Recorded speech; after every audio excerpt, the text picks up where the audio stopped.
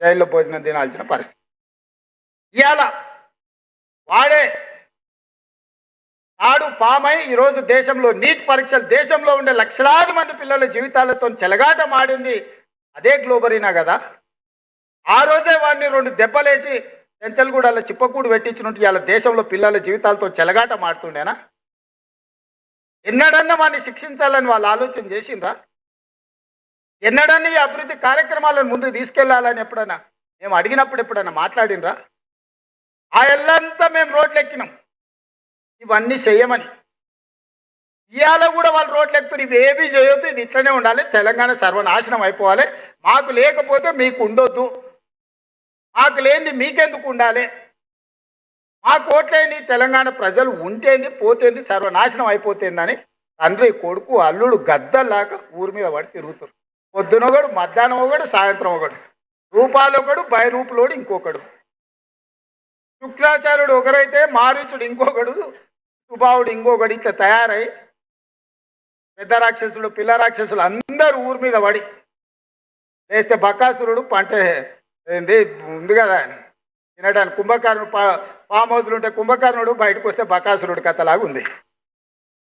ఎట్లా ఉద్యమంలో మా ఉమాక మొత్తం పోగొట్టుకోలే, ఎంత పెట్టింది, సర్వం పెట్టింది, ఆస్తి అంతా ఉన్నదంతా బిడ్డకి ఇవ్వకుంటే తెలంగాణ ఉద్యమంలో పెట్టింది.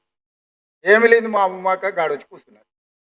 మీ ఉద్యోగే కదా, రిటైర్మెంట్ బెనిఫిట్స్ కూడా తీసుకొచ్చి తెలంగాణ ఉద్యమంలో పెట్టి కొంతమన్నా కృతజ్ఞత ఉందా వాళ్ళకు? ఇవాళ శ్రీకాంతాచారి తల్లిని నేను మహిళా కమిషన్ మెంబర్ వేసిన, చాకల ఐలమ్మ మనవరాలు చాకల మహిళా కమిషన్ మెంబర్ వేసిన, అక్నూరు మురళిని విద్యా కమిషన్ చైర్మన్ చేసిన. ఇట్లా చెప్పుకుంటూ వెళ్తే తెలంగాణ కోసం సర్వం కోల్పోయిన వాళ్ళని నేనేస్తే వాళ్ళు ఎవరికి ఎమ్మెల్సీలు ఇచ్చారు, ఎవరికి రాజ్యసభలు ఇచ్చారు, ఎట్లాంటి వాళ్ళకి ఇచ్చారు మీరు ఒకసారి ఆలోచన చేయరు. ఇవేవి చేయొద్దు అంటారు. మరి ఏం చేయాలన్నా నేను? మీకు భజన చేయాలా, మీ ఫామ్ హౌస్ కాడ కాపలా కూర్చోవాలి, ఏం చేయాలి? ఏం చేయాలి చెప్పు.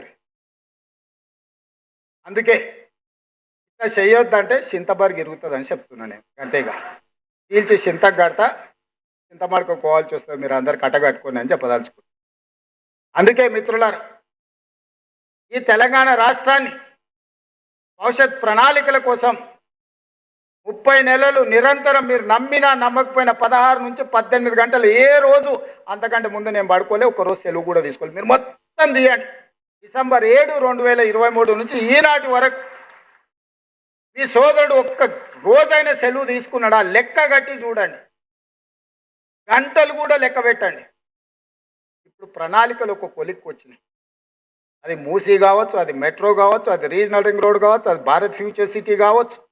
ఇట్లా చెప్పుకుంటూ వెళ్తే కులగణనలో జనగణనలో కులగణన కావచ్చు, మాదిగా ఉపకులాల వర్గీకరణ కావచ్చు, శాశ్వతమైన సమస్యలన్నిటినీ ఒకటొకటి పరిష్కరించుకుంటూ వస్తున్నా కదా. వయసులో చిన్నవాడినైనా మీ అందరి అనుభవాన్ని తీసుకొని ముందుకు వెళ్తున్నా కదా, నాకు తెలియదు అడిగి తెలుసుకుంటున్నా కదా. ప్రతి ఒక్కరి దగ్గర పోయి నేను నిలబడి మాట్లాడి ఏదో రకంగా చక్కంగా ఏదో ఒకటి సాధించుకొని వస్తున్నా కదా. ఢిల్లీకి పోతే ఢిల్లీలో ఏముందా? కాలుష్యం ఉంది. నీళ్ళు తాగాలన్నా కష్టమే, గాలి పీల్చుకోవాలన్నా కష్టమే, ట్రాఫిక్లోకి పోతే అంతకంటే కష్టం. ఢిల్లీలో ఏమన్నా లడ్డు ఉందా? ఏంటికి పోతా నేను ఢిల్లీకి? ఏంటికి పోతా మీరు చెప్పు? ఢిల్లీ నేను చూడందా? ఇదేం ఎంపీగుంటి అంతకంటే ముందు మా ఇంటి ఆనే చదువుకునేది, అప్పుడు కూడా పోయేటోండి ఢిల్లీకి. నేను స్టూడెంటే లేనే, నేను స్టూడెంటే లే, ఏంటికోతానా? ఏందుందా ఢిల్లీలో చెప్పురు, మీరు చెప్పురు. వాని వీని అందరిని అడుక్కొని ఎట్లో అట్లా చేసి దీన్ని దారిలో పెట్టి ఈ అప్పుల బాధ నుంచి బయటికి తెచ్చి, నిన్ననే మా బట్టి గారు చెప్పారు, సంవత్సరానికి మీరు చేసిన అప్పులకు తప్పులకు ప్రతి సంవత్సరం 76,000 కోట్ల రూపాయల పాయమాలు కడుతున్నాం అని నిన్ననే మా ఆర్థిక మంత్రి చెప్పిండు.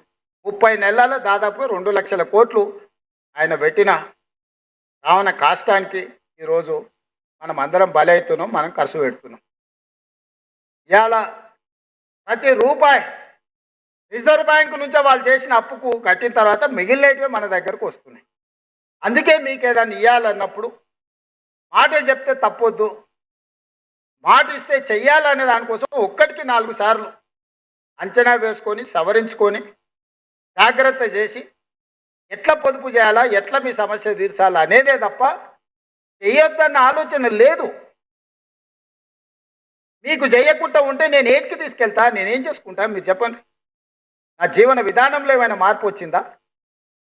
నా లైఫ్ స్టైల్ ఏమైనా చేంజ్ అయిందా? మీరు చూస్తున్నారు కదా, ఆనాటి నుంచి ఈనాటి వరకు జడిపి తీసుకున్నప్పటి నుంచి చూసింది కదా నన్ను. ఈరోజు ముఖ్యమంత్రి అయినా ఏ రోజన్నా నా నడకలో కానీ, నా నడతలో కానీ, నా వ్యవహార శైలిలో కానీ, నా జీవన విధానంలో కానీ ఏమైనా మార్పు వచ్చిందా? బాధ్యత మాత్రమే పెరుగుతూ వచ్చింది.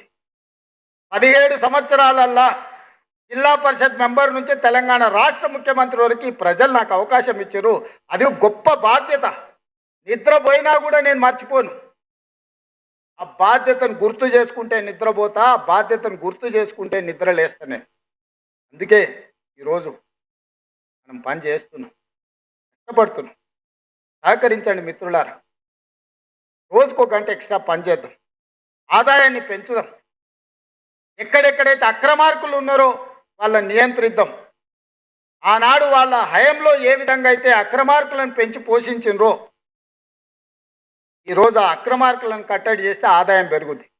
ఆ ఆదాయమే మీ జీత భత్యాలు కావచ్చు, మీ బీమా కావచ్చు, మీ ఆరోగ్య భద్రత కావచ్చు, మీ పిఆర్సీ కావచ్చు, ప్రజలకు అందించే సంక్షేమ పథకాలు కావచ్చు, వీటన్నిటిని అమలు చేయడానికి నేను ఏమీ మీ నుంచి ఆశిస్తలేదు. రోజుకొక గంట అదనంగా పనిచేయండి మిత్రులారా. మార్పు తీసుకొద్దాం ఈ దేశంలోనే.